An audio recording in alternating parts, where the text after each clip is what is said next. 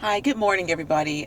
This is Kaylana, aka the Blessed Driver, and today is November the 10th, I think, and I am going to do a quick rant.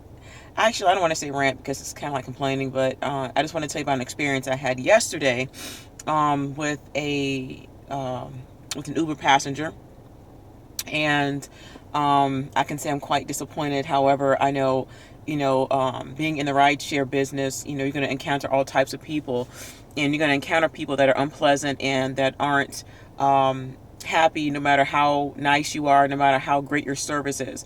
So this is what happened. Yesterday, I had dropped a passenger off, which wasn't too far from the location that the gentleman wanted me to pick him up at. So dropped her off. I accepted the ride, and I get ready to go pick up this person in this area. And so as I was driving, I followed the Waze directions, which was accurate because it was a shorter route to get to his place. Because during certain times of the mornings, there's traffic and stuff going on during certain times in the mornings, and so you can't really only but do so much, right? So as I was getting ready to head to him, um there was like some cars that were kind of like, I don't know what was going on in this particular area, but I know that there was a lot of traffic. And so, but the route I was going, some people were going in the same direction, so they had to it's kind of like a crossway or whatever you will call it.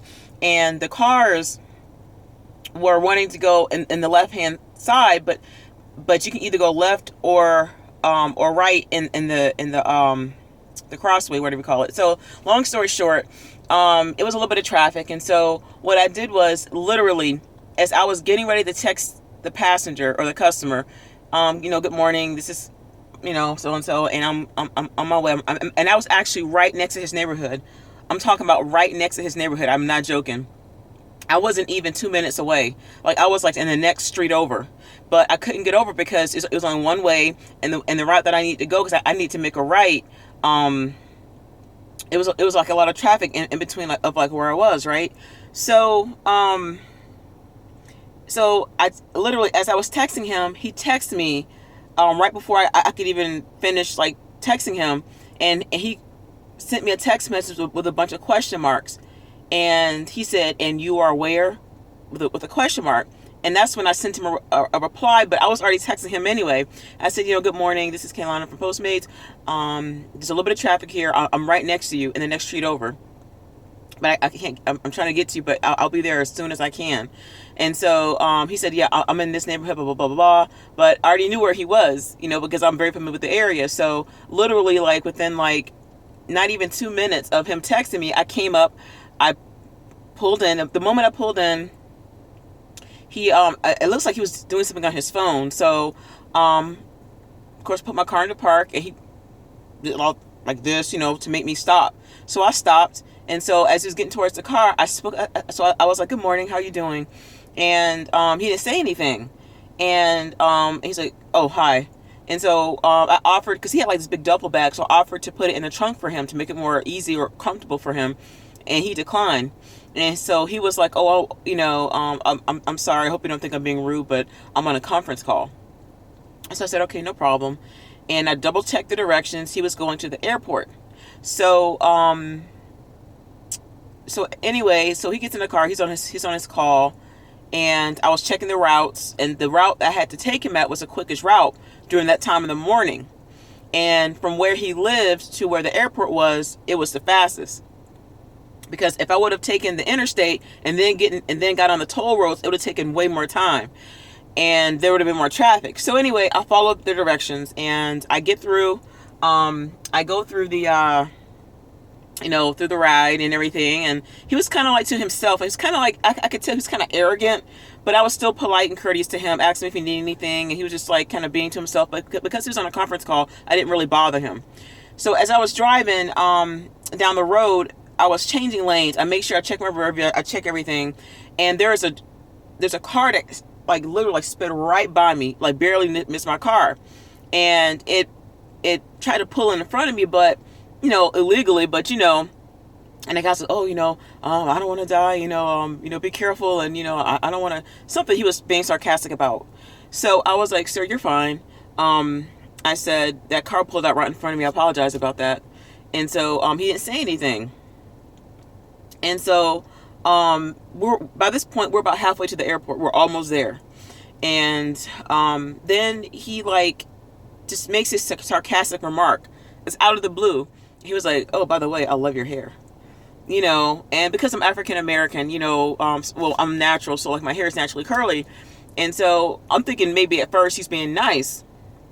So when we got close to the airport, like closer to the airport, he decides to give me, like those Charms lollipops, those blow pops, it has bubble gum in the middle of it. He gives me one of those as a tip. And I'm like, you got to be kidding me.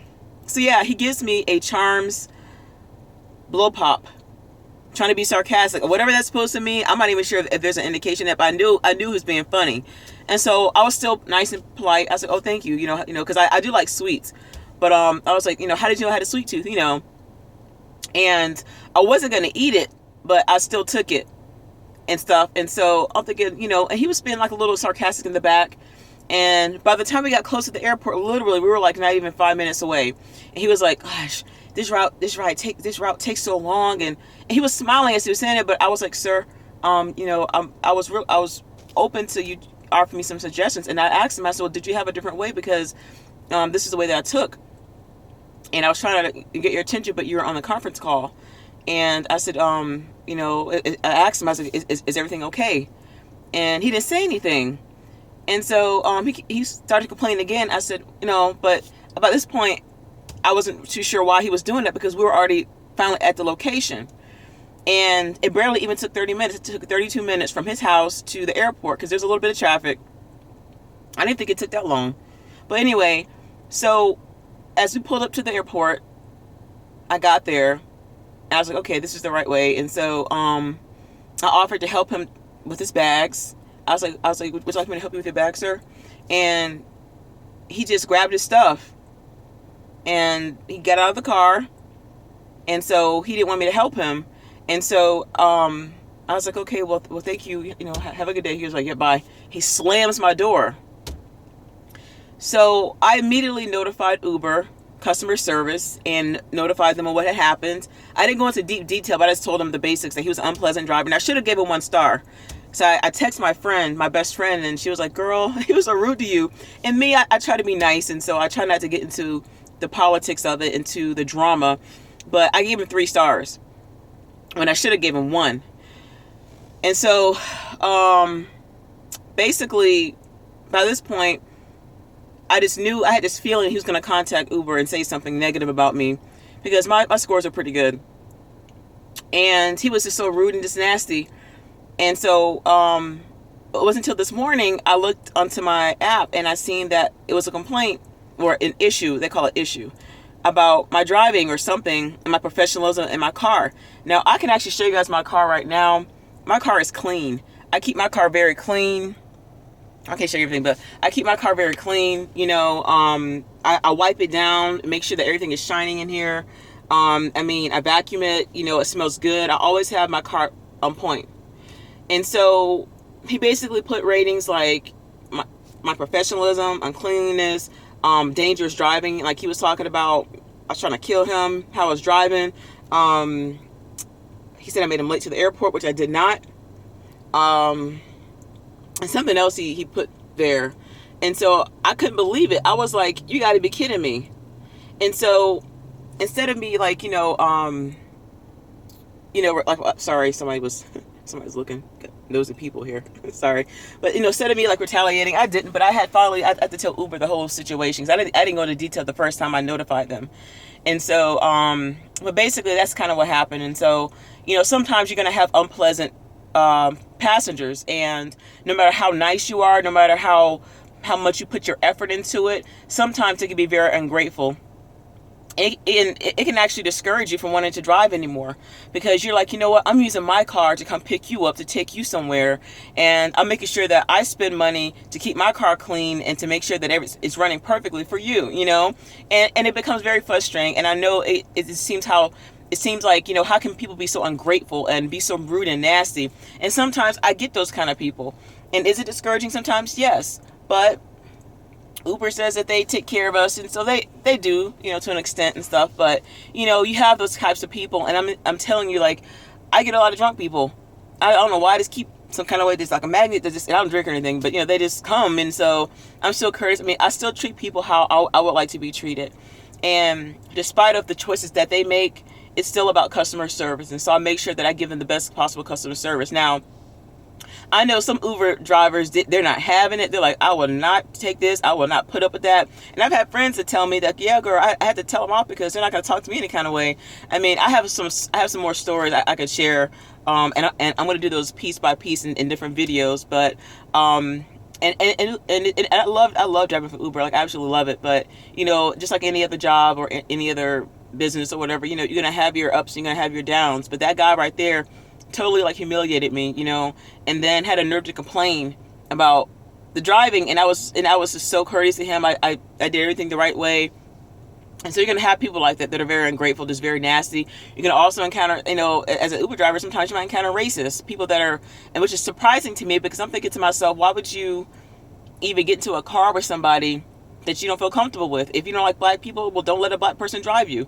If you don't like Hispanic person or Indian person or Asian person or white person, then don't get into the car with them. Don't get into the car trying to harass people. And I'm just saying this as an Uber driver. If you guys have an issue with a woman or with a man, then don't get into the car with them. And if you're running late, well, that's on you. Because some of us, this is our full-time job. Some of us, this is all that we got. And for some of us, we go to school. We have other things going on. We have kids. And so to get somebody that's so ungrateful and so nasty, I mean, that is totally ridiculous. But I do have to remind myself that, I believe in the power of prayer. I do pray for these people. I do pray for people. I do. And so, and just always remembering who I belong to, because I belong to God. And so, and so do they. And so just to close this out, that was my experience with the passenger I had yesterday. And, as much as I wanted to say something, I decided to hold my tongue, because some things are better left unsaid. And I don't want to cause more drama, cause more problems or anything like that. So at the end of the day, everything is okay. And so I'm just waiting to see what's going to happen after that. And so we always can't discern, what kind of rider we're going to get when we get in the car. And even if they do have good ratings, it doesn't mean that they're going to treat you well either. Sometimes you have a rider, you look at their ratings as you're getting ready to pick them up. And they may have high ratings, but they may not always treat you nice. So I know it could be kind of difficult when you do all you can, but just be encouraged and know that there are other people out there that do appreciate you as a driver, and you got to keep pressing forward, moving forward. God bless y'all.